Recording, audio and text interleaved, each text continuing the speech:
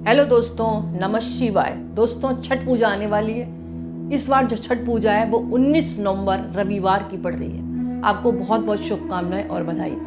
दोस्तों, जैसे कि पता है ये जो व्रत है 4 दिवसीय माना गया है, यानी कि चौथ वाले दिन से शुरू हो जाता है। यानी 17 नवंबर शुक्रवार को नहाए खाए है। जो व्रती है वो नहाते हैं, उसके बाद जो प्रसाद बनाते हैं, चने की दाल है, कद्दू है, लौकी है और चावल, उसका प्रसाद खाया जाता है। फिर कुछ भी नहीं खाया जाता। अगले दिन 18 नवंबर यानी शनिवार को खरना, यानी कि स्नान करने के बाद पूरा दिन व्रत रखते हैं। शाम को खरना होता है, खीर पूड़ी बनाई जाती है और छठी मैया का भोग लगाया जाता है। फिर इस प्रसाद का सेवन किया जाता है और लोगों को भी बांटा जाता है। 19 नवंबर आता है रविवार, जिस दिन छठ पूजा का पहला अर्घ्य शाम के समय संध्या काल में दिया जाता है। पूरे दिन जो है व्रती व्रत रखता है और फिर अगले दिन 20 नवंबर सोमवार को यानी उषा काल में भगवान का यानी उगते हुए सूर्य को अर्घ्य देने के बाद ही इस व्रत का जो है पारण होता है। और ये व्रत जो 36 घंटे का होता है, 4 दिन रखा जाता है। निर्जला व्रत रखते हैं और भोजन जैसे खरना यानी खीर खाते हैं ना, उसके बाद से ही 36 घंटे का ये व्रत प्रारंभ होता है। और जो छठी मैया है सूर्य भगवान की बहन है और ऐसा कहा जाता है ये ब्रह्मा की पुत्री भी है।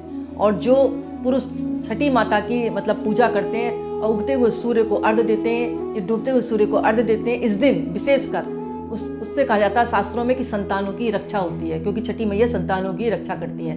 और इस दिन जो है जो व्रती है वो व्रत मतलब जब सोमवार को 20 नवंबर को उगते हुए सूर्य को जब अर्घ्य दे लेगा तो उसका व्रत का जब पारण होगा तो व्रत पारण के बाद यानी ठेकुआ वगैरह प्रसाद जो चढ़ता है उससे ही खोला जाता है खाने के बाद।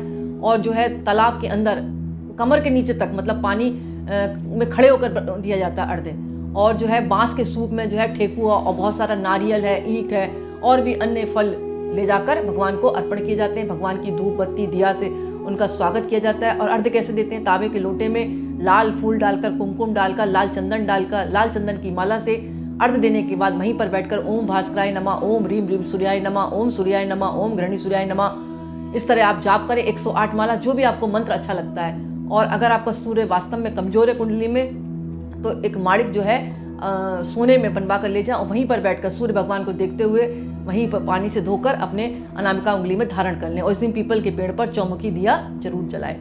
दोस्तों, ये भी कहा जाता है कि 6 नारियल अपने ऊपर से सर के ऊपर से बार कर पानी में बहा देते हैं, इससे भी सूर्य मजबूत होता है। और जो लोग व्रत नहीं रख सकते वो साथ में जरूर जाएं और उनकी सेवा करें जो लोग व्रती हैं, क्योंकि 36 घंटे वो निर्जला व्रत रखते हैं। उनके पैर छूकर आशीर्वाद भी ले सकते हैं, इससे छठ मैया और सूर्यदेव खुश होते हैं। और गुड़ और गेहूं का दान करें। कच्चे चावल हैं उनको बहते हुए पानी में प्रवाहित करें। आप गुड़ भी प्रवाहित कर सकते हैं, थोड़ा सा आदित्य स्रोत का वहीं बैठकर पाठ करें, क्योंकि इसका जो विधान है खुले तालाब, नदी नालों, नदी में, पोखरों में, खुली जगह पे जहाँ पानी हो वहां पर स्नान करके पूजा करने का विधान है, क्योंकि वहां से सूर्य भगवान उगते हुए और डूबते हुए स्पष्ट दिखाई देते हैं। इसका रीजन ये है। और तांबे का सिक्का, चौकोर टुकड़ा चांदी का जो है पानी में बहाएं, या तांबे का टुकड़ा पानी में बहाएं और लाल कपड़े में गेहूं और आपका गुड़ रखकर लाल कपड़े में बांधकर आप भगवान के आगे रख के किसी गरीब को भी दान कर सकते हैं। लेकिन तांबे का सिक्का और तांबे का चकोर टुकड़ा जो है पानी में आप प्रवाहित करें, इससे जो है सूर्य मजबूत होता है जिनका कमजोर है।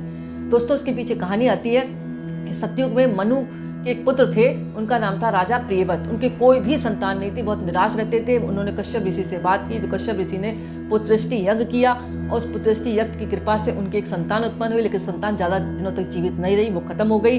फिर जब शमशान ले जा रहे थे उस बच्चे को, तभी जो प्रियव्रत ने सोचा मैं भी अपना जो है प्राण त्याग देता हूँ। जैसे ही वो प्राण त्यागने लगे, अपना माथा जमीन में पीटते थे, वैसे ही जो है छठी मैया प्रकट हो जाती है, उनके बच्चे को ले लेती हैं और खिलाती हैं। जैसे खिलाती हैं बच्चा जीवित हो जाता है। तो प्रियव्रत जो होते हैं उनके पैर छू लेते हैं और कहते हैं माँ, आपने मेरे बेटे को मतलब जीवित कर दिया, मेरे बेटे की दीर्घायु कर दी। अब बताओ आपका क्या आदेश है? छठी मैया बोली मेरा ये आदेश है, आज के बाद आज के दिन आप मेरी पूजा करोगे और मेरा जो है प्रचार और प्रसार करो, ताकि लोग जो है जब भी सूर्य षष्ठी का व्रत आए, क्योंकि मैं सूर्य भगवान की बहन हूँ, आप सूर्य के साथ मेरे को भी याद करोगे तो आपके संतानों की दीर्घायु होगी और आपका अखंड सौभाग्य बना रहेगा। तो दोस्तों, आज का वीडियो मैं ही समाप्त करती हूँ। पसंद आए तो लाइक करें, दूसरों को भी शेयर करें और कमेंट्स में नमः शिवाय जरूर लिखें। बहुत बहुत धन्यवाद। और दोस्तों, एक बात मैं ये कहूंगी, अगर व्रत रख रहे हैं तो मन से, वचन से, कर्म से शुद्ध रहे। यानी व्रत रख रहे हैं, दूसरे को उल्टा सीधा बोल रहे हैं, यानी मन की भावना शुद्ध रखनी है। ब्रह्मचार्य का पालन करें, मांस, बदरा और लहसुन प्याज भोजन में कदापि ना बनाए, यानी साफ सुथरे होकर व्रत करें, क्योंकि सूर्य देवता हमारे पृथ्वी के सदृश देवता हैं। उनके बगैर हमारा जीवन